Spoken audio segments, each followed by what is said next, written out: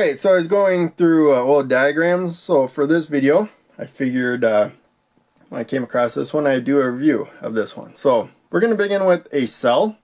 And since it's a 1.5 volt cell, we can assume that it is an alkaline cell. The cell is the basic chemistry you put together to get a voltage and provide power. And often they have the chemistry of a cell in a metal can right there. So the technical term to call it is a cell, but a lot of people call it a battery. Technically a battery is multiple cells connected together in some way. So since a lot of people call it a battery, it's okay to just call it a battery. Probably single cell battery would be best. But in any case, if it's alkaline, you can expect 1.5 volts. It's actually like 1.6 volts when it's fully charged, and it goes down as you have it push current through a load. So that brings us to capacity. So if the cell is a 2000 milliamp hour capacity cell, that's the same as 2 amp hours. You may see it written either way. And ultimately what that means, if it's providing 2 amps of current, if the cell can do so safely through a load, it'll discharge in an hour. So 2 amps times 1 hour is 2 amp hours. If it's pushing 1 amp of current through a load, it can do so for 2 hours. 1 amp times 2 hours is 2 amp hours. Hopefully that makes sense. Now you got how much power you're going to get out of it. Since it's providing 1.5 volts, 2 amp hours, you got 3 watt hours of power a single battery can provide. Now, we need to actually combine batteries almost all the time. First off, like I said, if we're using alkaline batteries, they're not enough to even light an LED, a single cell. You need like 3 volts right there. So we can connect 3 in series and end up with 4.5 volts. When they're in series, so that's when the negative of one battery is to the load, and then the, I should say cell, the positive of that cell is to the negative of another cell. The positive of that cell is to the negative of another cell, and the positive of that cell is to the other side of the load right there. Since they're in series, they basically push. Each one of them pushes in addition to the others. It's like a higher electrical pressure. So we end up with the voltage adding up, 4.5 volts right there. That it's pushing. And so we got 4.5 volts. We can power the circuit. So the LED is going to drop about 3 volts. It's not going to conduct until it's got 3 volts across it. And then at that point it doesn't limit current. So the rest of the voltage, 1.5 volts, goes across the resistor. And we got that much current, 0.01 amps. Do the formula for current in amps, Ohm's law formula. But that's 10 milliamps of current flowing through there.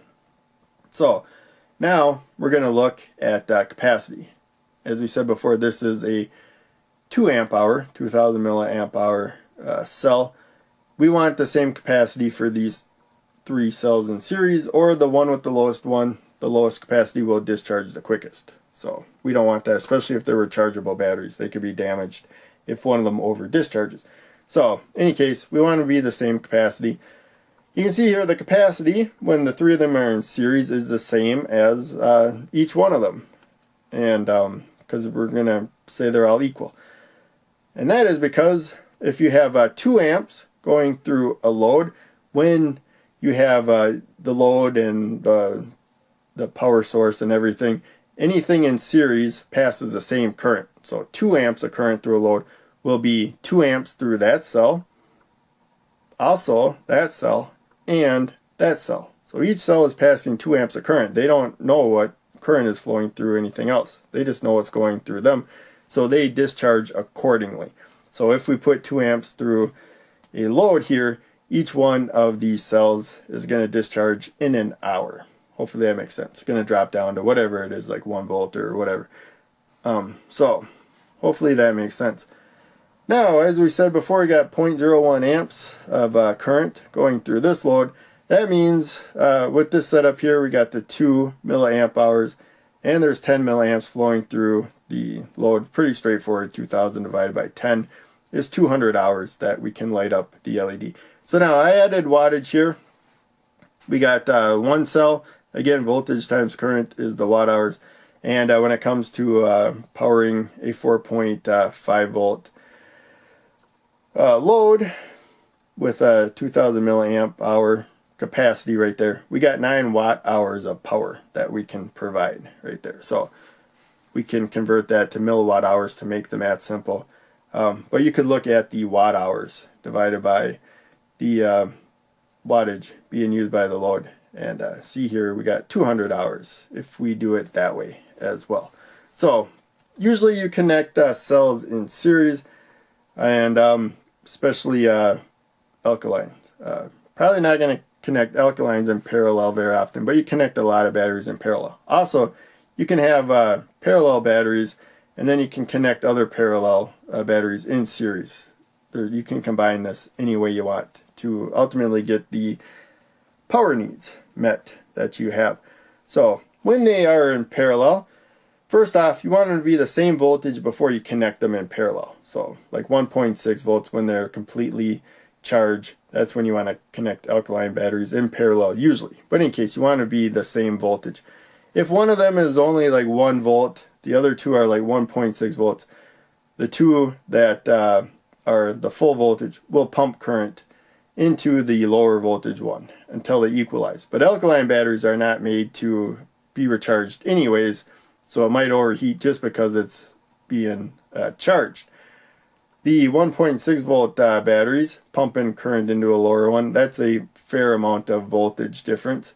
So they may overheat just by how much current they have to provide, as well as the lower one getting that amount of current might overheat it just because it's getting that current.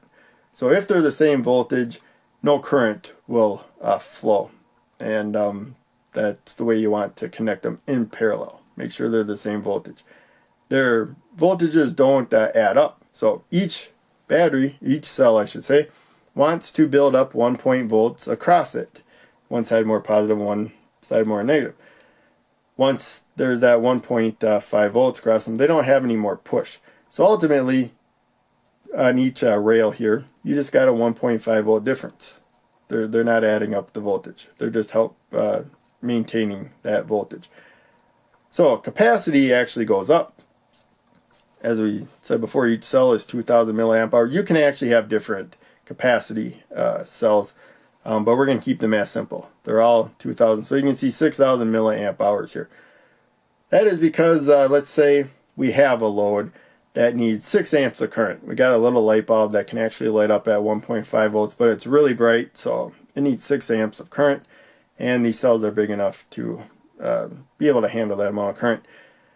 That means that out of that 6,000, 2,000 milliamps will flow through that one. Let's just do amps. So out of 6 amps, 2 amps will flow through that battery, 2 amps will flow through that battery, and 2 amps will flow through that battery. Each one of the parallel batteries will provide a fraction of the total, and all things being equal, they'll be equal fractions. They'll be 1/3. So hopefully that makes sense. As I said before, usually you don't just have individual cells that you're working with. You will likely have cells in series, but in addition to that, in each series spot, there'll be parallel cells. You can add them up to get more capacity by putting them in parallel. Higher voltage while putting them in series. There's unlimited ways to combine them. So in any case, hope you enjoyed. Thanks for watching.